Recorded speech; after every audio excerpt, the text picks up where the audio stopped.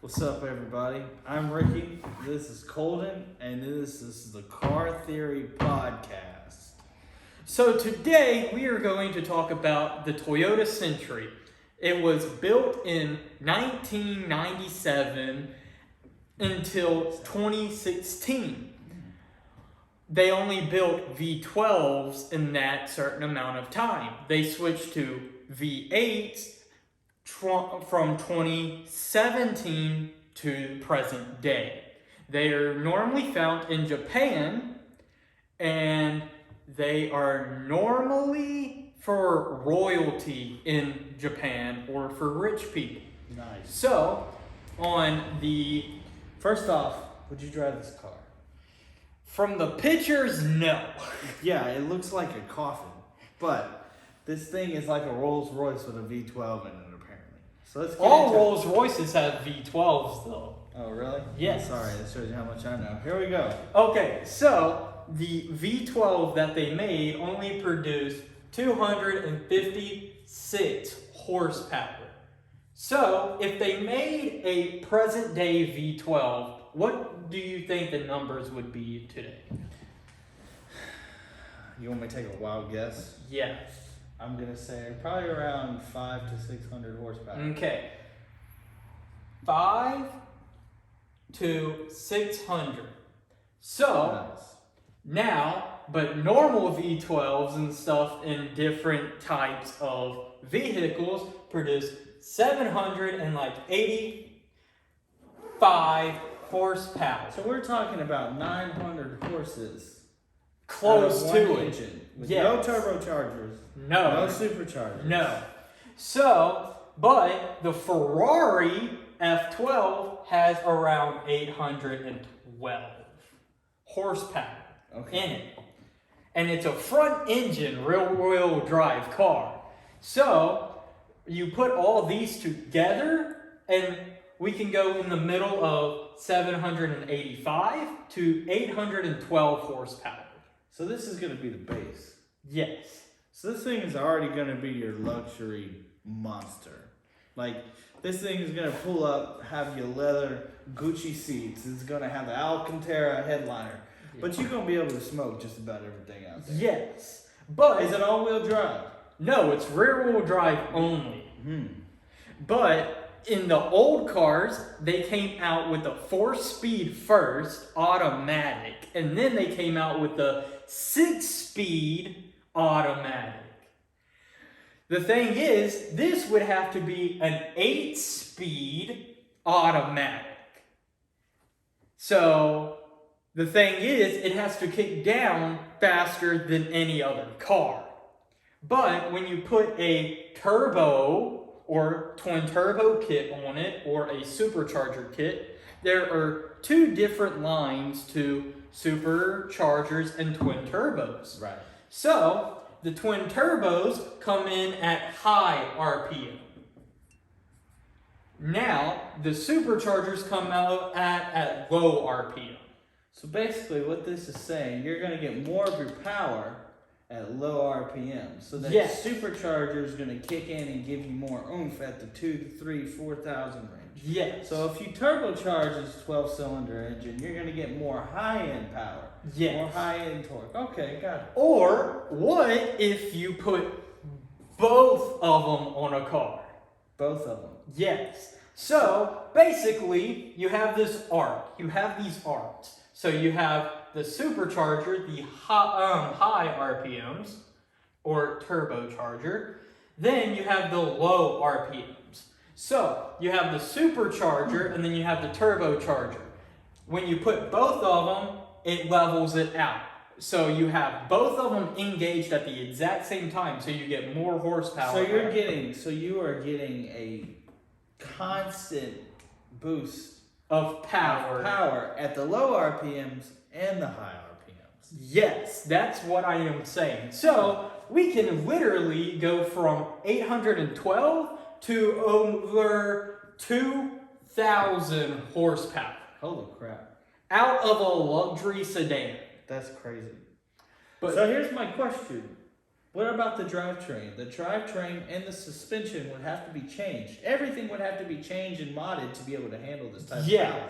Yes. But the thing is, you wouldn't feel the 2,000 horsepower because the car, because it's a luxury vehicle, is literally a tank. It is right around 4,000 pounds.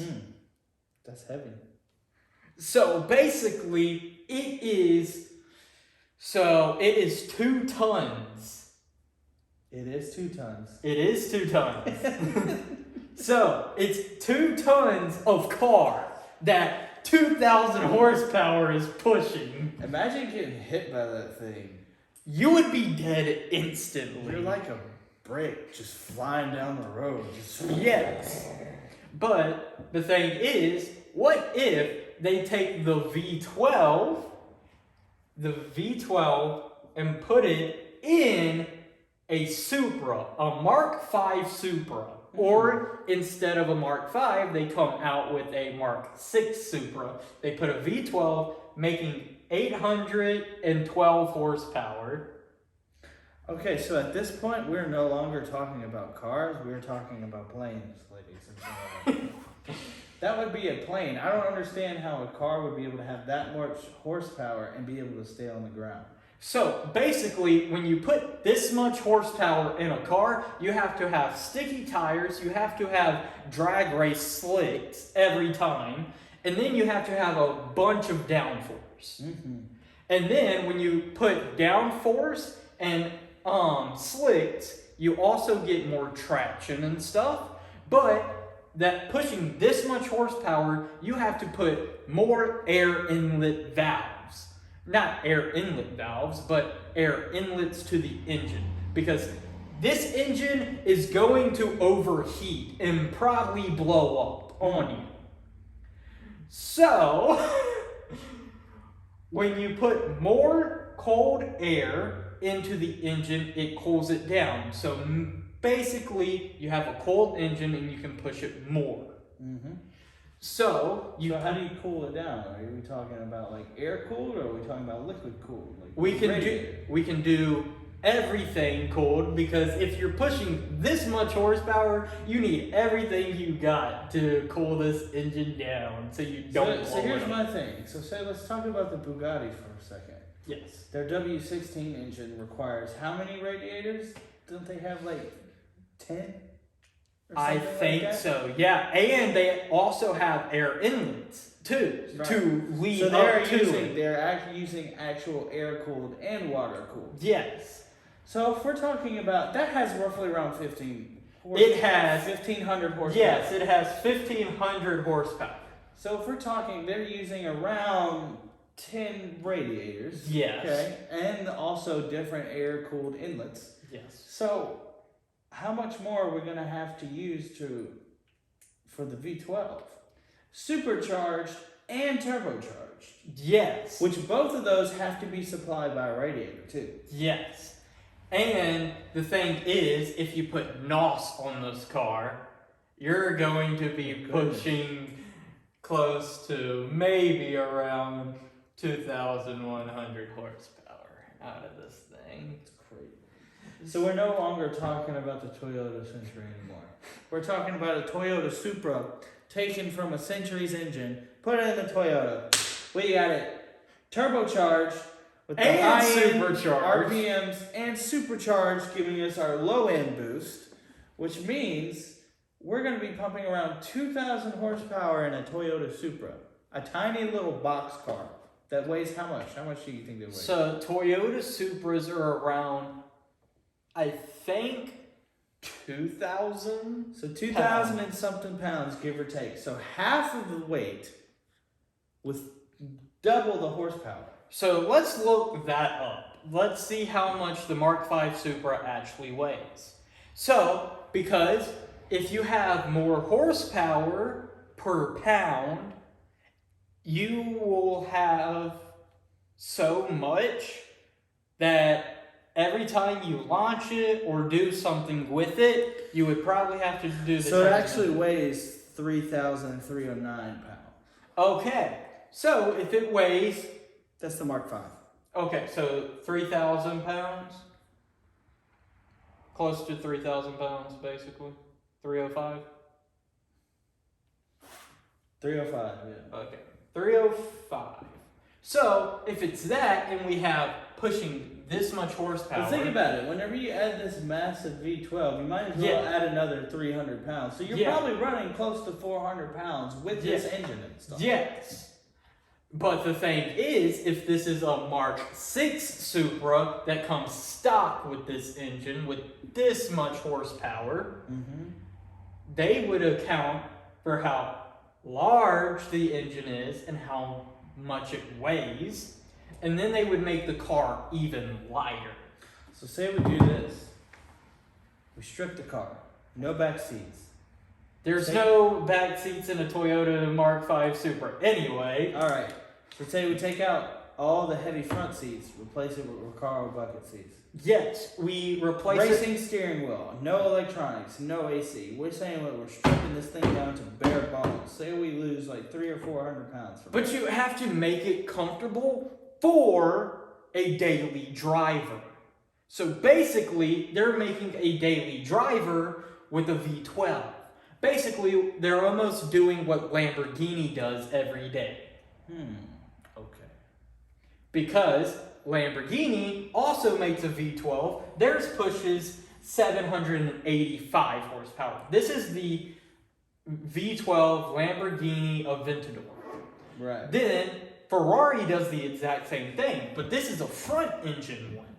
And it is pushing 812 horsepower with rear wheels. Well, let's see this. Let's take our cost-effective.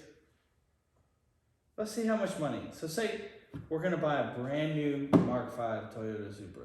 Bone stock, without the V12. Okay, bone stock without the V12 is around 60, $54,000 to $60,000. So let's say $65,000. That's how much our car is. Yeah. How much do you think the V12 Toyota engine itself costs? Right now, I saw on the internet The trusty internet. Someone is selling a Toyota Country Royal engine for $2,500. So $2,500. Yes. We're talking about this engine. No idea what type of state this engine is. Yes.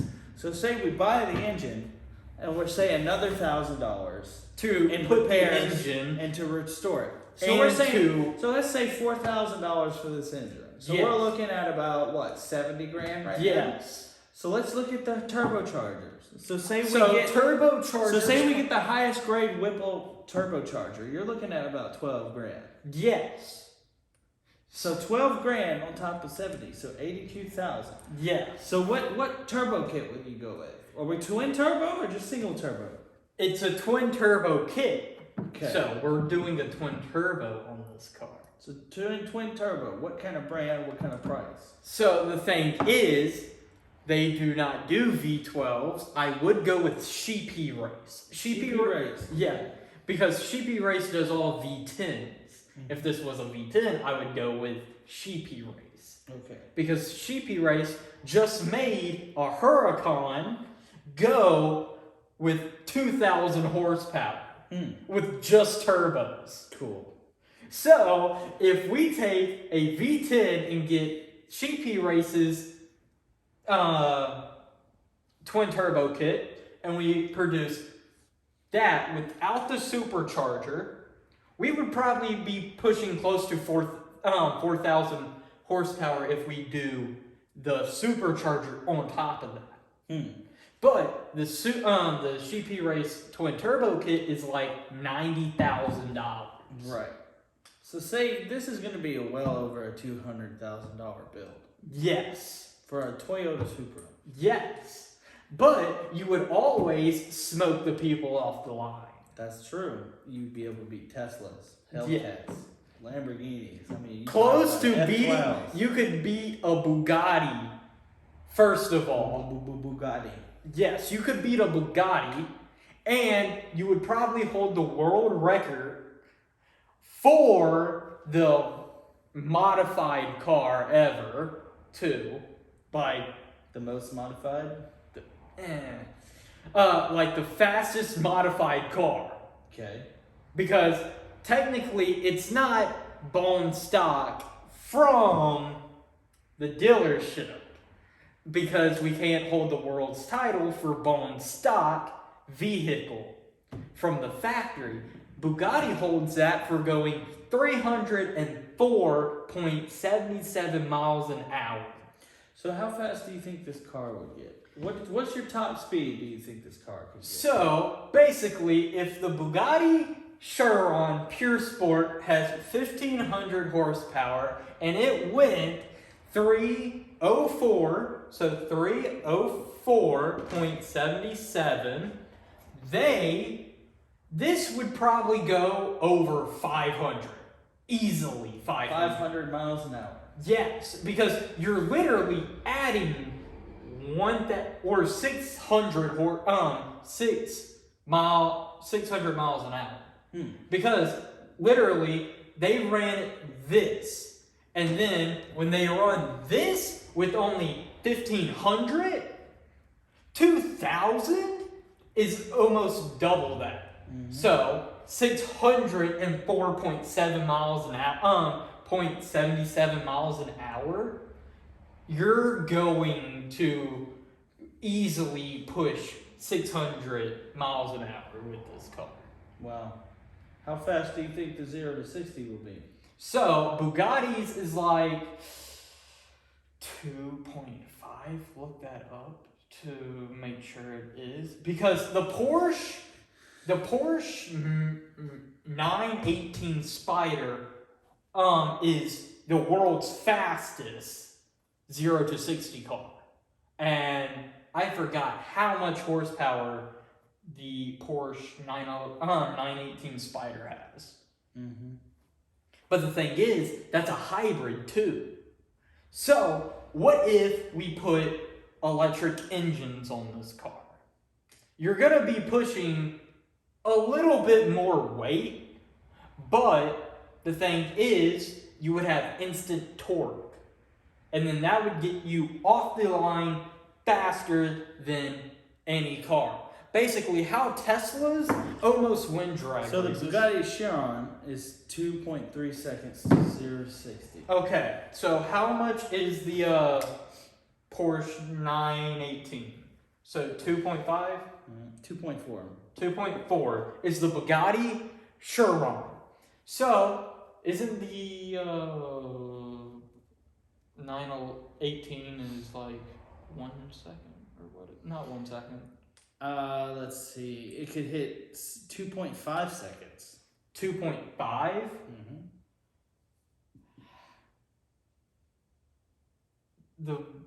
Wait, the Turbo S achieved a 2.2 second 0 to 60. The 2021 Porsche 911. No, not 911, 18. Oh, that's what I searched. 918 0 to 60. Porsche 918 0 to 60 is 2.2 seconds. 2.2 seconds. So 2.2 seconds. Basically, Bugatti almost achieved that with this much horsepower.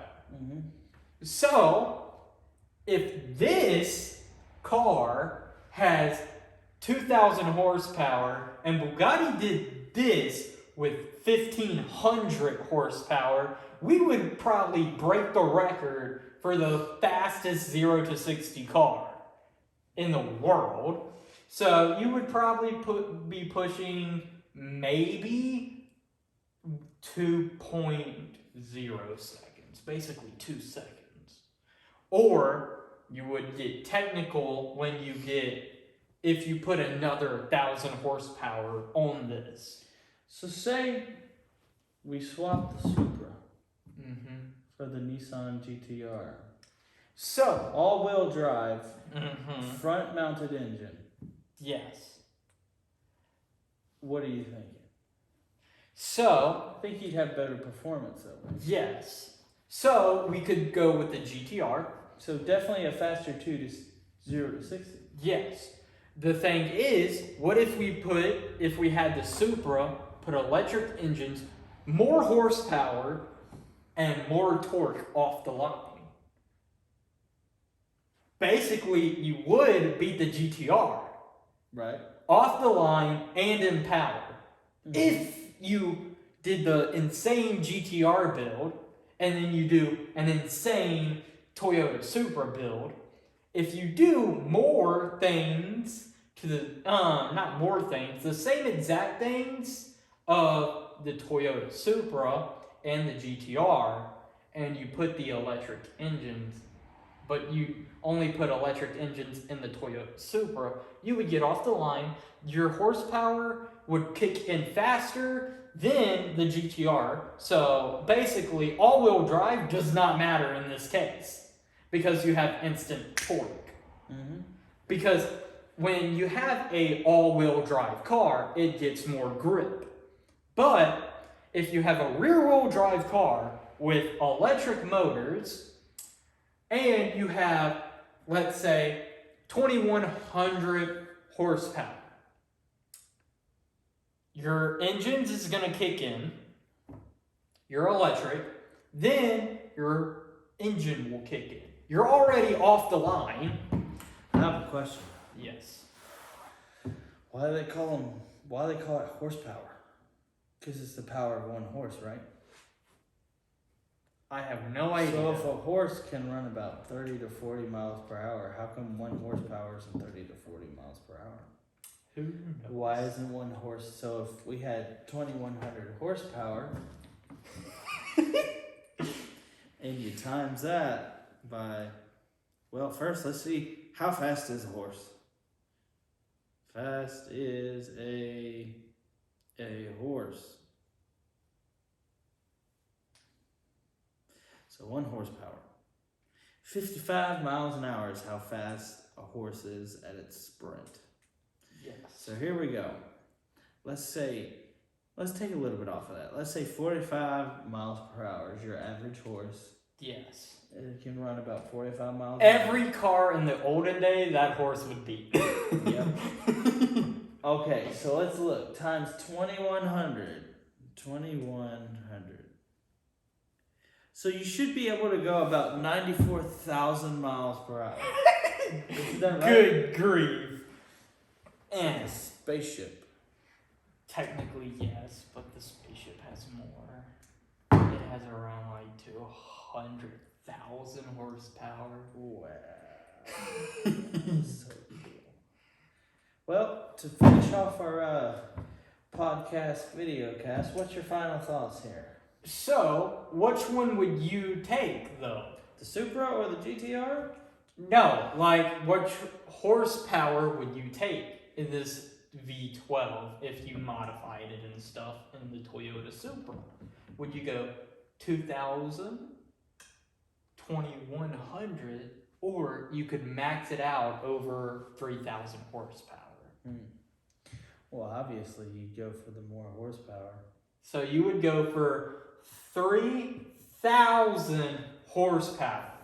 So how are we achieving the 3,000 horsepower? Basically, okay, you're already at 18. Mm-hmm. So you put put this in your calculator. A turbo at go 812 horsepower. All right. Plus 150 horsepower. Plus 150. And then plus 150 again. 150. That's for each turbo? Yes. So you will already be pushing 1,112 horsepower. Okay. So this is not even counting, this is only counting the turbos. So a supercharger is 50% of what your overall horsepower is already. So do 50% of that. So times 50. Wait, hold up. You would probably press plus. Plus what? 50%.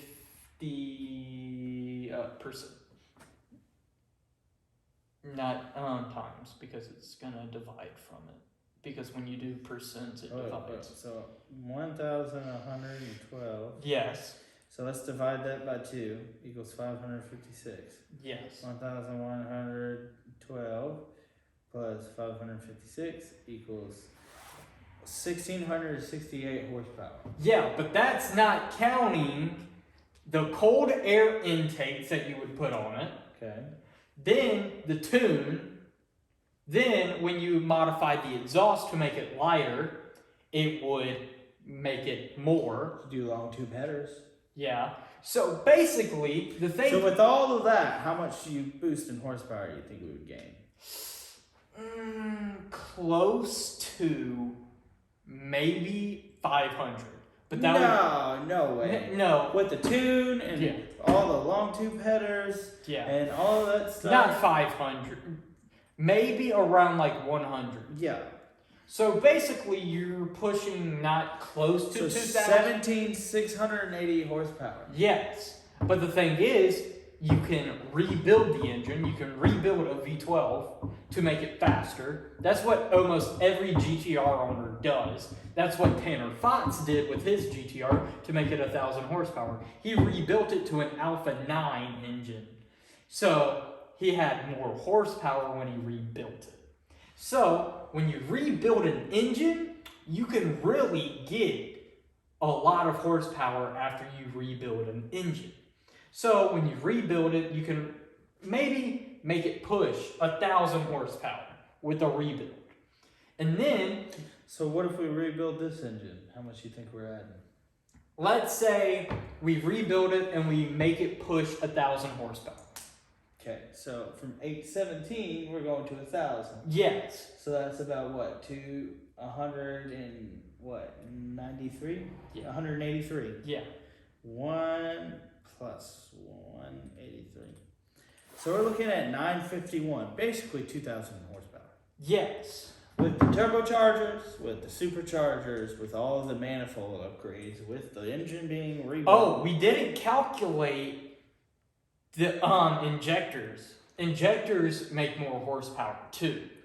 Because when you upgrade the injectors, there's more fuel going into the engine. Okay. And then that makes more horsepower. So injectors add like maybe 50 horsepower, maybe like every 2 of them. So we're looking at 2,000 horsepower. Yes. Basically. Yeah. So with all that done. So you would be pushing 2,000 horsepower, but the thing is, if you add NOS to it, NOS is like a car lover's dream to put on a street legal car. Like, basically, when there's this YouTuber called Amelia, she literally bought a C8 Corvette in Kentucky, picked up a NOS bottle and just put it on her car going down the road. And then she blew up her engine. That's great. Like 2 weeks later. Nice. So, basically, every NOS bottle, you could probably put 2 NOS bottles, engage them at the exact same time, and you would make a lot of horsepower.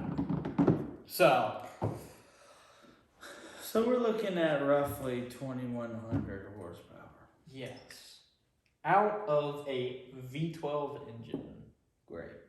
Well, this has been our first episode of, what are we calling this? Car Theory? Car Theory. Car Theory, starring Ricky and Kolden. Come back and see us go over Bugatti standpoints. Hope y'all enjoyed the video. Please like and subscribe. And comment down below what your Comment favorite down below what you think your favorite banana part was. We love you guys.